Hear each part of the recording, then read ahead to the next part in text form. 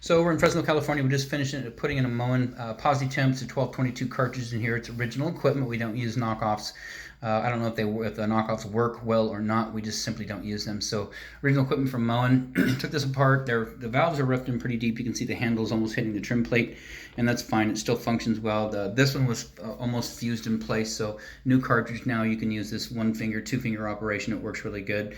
One thing we did note is past this stop tube, which you can see behind there. There's supposed to be a hot water limiter, which is a long plastic insert followed by a very small second plastic insert, which you adjust to the left or the right depending on how much hot water you coming into this valve. So anyways, this guy right here is in good shape.